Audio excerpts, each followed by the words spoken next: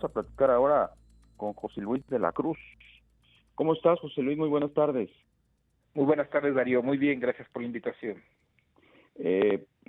Tu opinión sobre esto que hemos estado observando en los últimos días son, pues, iniciativas que han o pretenden modificar radicalmente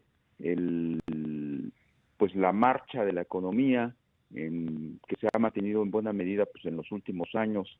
Hemos observado esta iniciativa para modificar la ley del Banco de México, hemos observado también esta iniciativa para modificar la ley de pensiones de las AFORES. Estábamos platicando hace un momento sobre la nueva intención pues de bajar casi por decreto las comisiones. Todo esto le genera un ruido a la actividad económica.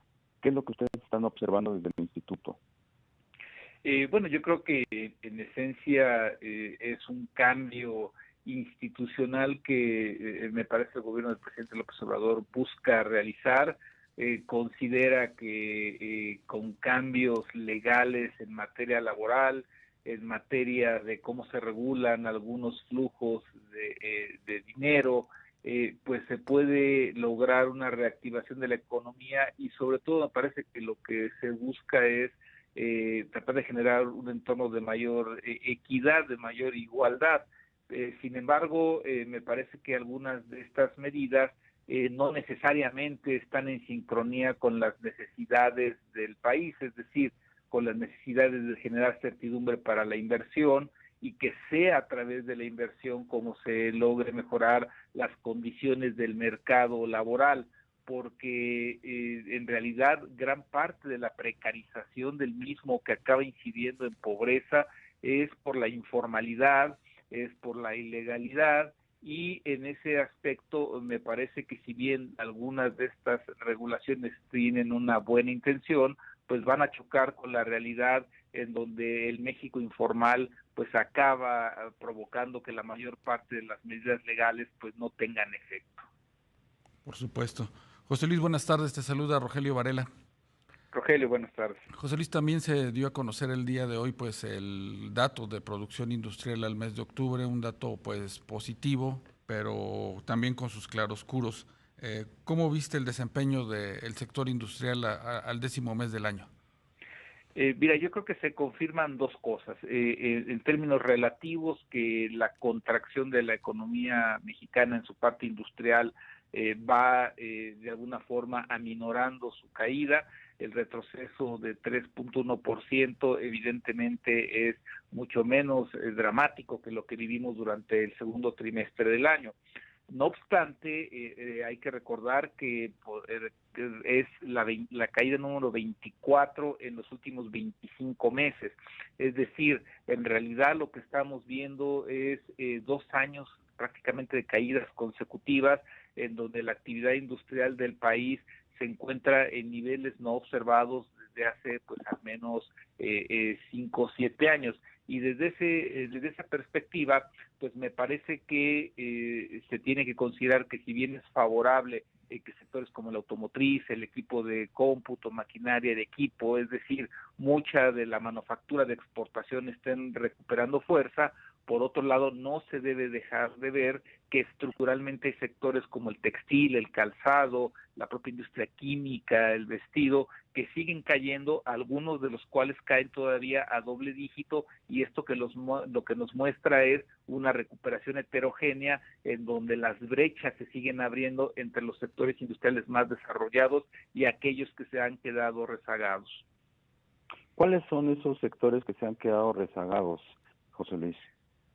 Muchos de ellos vinculados sobre todo con la parte textil, la parte del vestido, del cuero, la propia industria de la impresión, la industria de los plásticos, aún la propia parte de derivados de petróleo no avanza con la misma fuerza. y algunos vinculados con la parte, y por ejemplo la industria siderúrgica, que han, digamos, crecido muy marginalmente. Por otro lado, lo que en realidad está teniendo un mejor desempeño es lo que atiende las necesidades del mercado de Estados Unidos, el sector automotriz, la parte más vinculada con bienes tecnológicos, maquinaria de equipo eléctrico, electrónico. Entonces, desde ese aspecto pareciera que se está repitiendo la historia de los últimos años, en donde los sectores exportadores tienen un desempeño más positivo y aquellos más tradicionales o más vinculados al mercado interno, pues siguen perdiendo fuerza. José Luis, y estos claroscuros, este crecimiento desigual, como nos mencionas, en el sector industrial, ¿qué impacto puede tener en la recuperación esperada de la economía para el próximo año? Mira, a mí me parece que si bien en términos generales para el año que entra veremos un crecimiento de la economía, salvo que el avance del COVID-19 provoque algún cambio y digamos inesperado, sí creo que el año que entra veremos un crecimiento en la economía de alrededor de 3,5%, en la parte industrial probablemente más alto, pero es en realidad atribuible a la base de comparación que de este año es muy baja.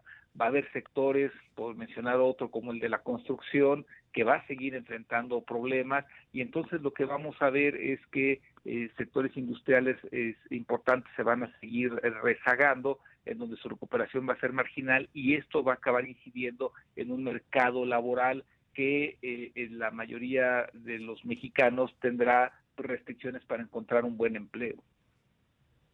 José Luis, ¿cuáles estás observando como los motores de crecimiento para el próximo año, aquellos motores que pues puedan reactivar la economía, la alicaída economía mexicana? Mira, yo creo que ahorita los más dinámicos, los que ya están funcionando son las manufacturas asociadas a la exportación. Yo creo que eso ya hay una muestra en donde, al menos en el corto plazo, por las necesidades que se tienen de equipos de cómputo, maquinaria, equipo eléctrico, electrónico, ya se están exportando y ya se producen en el país, además del sector automotriz. Sin embargo, creo que sobre de esos, pues lo que veríamos es que algunos servicios profesionales asociados a ellos también están teniendo un repunte, los servicios financieros tienen un mejor desempeño. Sin embargo, los servicios más tradicionales, comercio, la parte turística y los que ya hemos mencionado en la parte industrial, pues todavía van a desempeñarse con debilidad. José Luis, como cada fin de año también se están revisando los salarios mínimos. El presidente sugiere un crecimiento de 15%. ¿Qué tanto la industria tendrá capacidad para poder dar este incremento y poderlo absorber sin afectar su operación? Mira, yo creo que acabas de tocar un tema esencial. En primera instancia, en general, las empresas formales, es decir, el sector privado formal y la industria en particular, paga en promedio entre 2,5 veces y 3,5 veces el salario mínimo. Es decir, en estricto sentido, tienen la capacidad y lo hacen de pagar mejor que lo que implicaría cubrir solo el salario mínimo. Entonces, de esa perspectiva, me parece que pues, han cumplido con su responsabilidad social y no se verían tan afectados en su mayoría. En realidad, en donde vemos el mayor problema es en todas las empresas informales. En la informalidad, de acuerdo a las estadísticas de INEGI y del IMSS, es en donde hay más de 3 millones de mexicanos en donde su ingreso es cuando mucho un salario mínimo. Entonces, el problema es que en la informalidad pues no se cumple con las leyes, es decir, se pueden dar incrementos, se pueden hacer modificaciones, reformas, pero en tanto la economía laboral sea predominantemente informal, pues evidentemente que estas regulaciones pues no van a impactar. Y desde ese sentido, a mí me parece que sería justamente todo el empleo informal el que sufriría, digamos, para poder recibir estos incrementos salariales. Pues José Luis de la Cruz, director general del IDC, el Instituto para el Desarrollo Industrial y el Crecimiento Económico, te agradecemos mucho esta entrevista. Gracias por la invitación, muy buenas tardes. Buenas.